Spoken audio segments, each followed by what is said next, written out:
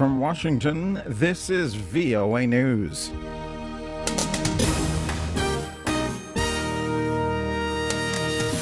Russia is displeased at a U.S. proposal for Ukraine. A new Nigeria candidate foresees a corrupt election. I'm Vincent Bruce reporting from Washington. Russia is voicing outrage at new U.S. legislation on Ukraine, saying a bill authorizing military aid to Kiev and deeper sanctions against Moscow will cause deep regret and, quote, destroy chances for any joint efforts to end the Ukraine crisis. Friday, the Russian Foreign Ministry issued a statement saying the so-called Ukraine Freedom Support Act had an openly confrontational nature and amounted to blackmail. Muhammadu Buhari, the presidential candidate for Nigeria's main opposition party, says he expects to see fraud in the upcoming elections in February. This will be Muhammadu Buhari's fourth run at the presidency since Nigeria returned to democracy in 1999. But this time he'll be running under the banner of the All Progressives Congress, a new coalition of the country's leading opposition parties. Buhari triumphed over four other candidates, including a former vice president and the governor of the northern Kano state, to win the APC's endorsement in primaries that finished on Thursday. Nigeria goes to the polls to vote for president on February 14, 2015. Chris Stein for VOA News, Abuja. There are now two vice presidents in Zimbabwe. Emerson Mnangagwa was sworn in. Also, the second vice president, Felekesela Moko, was sworn in on Friday. The two men were appointed this week after President Mugabe fired his longtime deputy.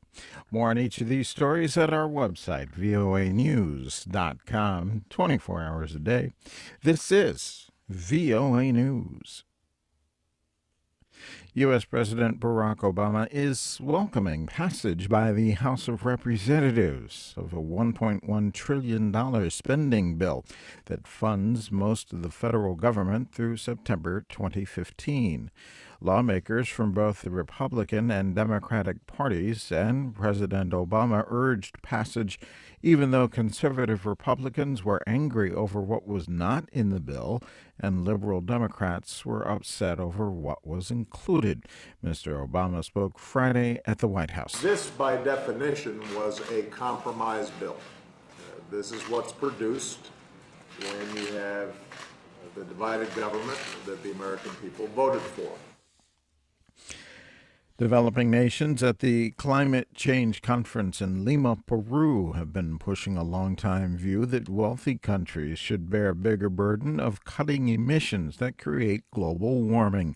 Negotiators from 200 countries continued their meetings Friday. U.S. Secretary of State John Kerry said Thursday more than half of the global emissions causing the Earth to warm are coming from developing nations. Kerry said it is imperative that they also act. U.S. President Obama and Central Intelligence Chief John Brennan are aligned in their views on so-called enhanced interrogation techniques. White House spokesman Josh Earnest addressed reporters on Friday, highlighting CIA Chief Brennan's statement in support of President Obama. The director was very clear yesterday in saying that he quote, fully supports the president's decision to prohibit the use of enhanced interrogation techniques. That despite Brennan's refusal to call the methods torture. The UN Children's Fund says hundreds of thousands of children in conflict-ridden South Sudan are at risk as millions are displaced. As Lisa Schlein reports from Geneva, the joyous celebrations which accompanied the birth of this new nation 3 years ago have long since evaporated. The UN reports the fighting between the government and rebels that erupted 1 year ago has displaced 1.5 million South Sudanese within the country. Nearly half of them are children. To respond to this crisis, UNICEF has scaled up its nutrition programs, providing therapeutic care to more than 80,000 severely acutely malnourished children. The agency and partners have run several vaccination campaigns. While all this aid is crucial for survival, UNICEF says what the people of South Sudan most need is peace. Lisa Schlein for VOA News, Geneva. Stocks in the U.S., the Dow Jones dropped 300 points, down 1.79% overall. S&P 500 and the Nasdaq also were down. S&P 500 lost 33 points and the Nasdaq lost 54.56 points on Friday.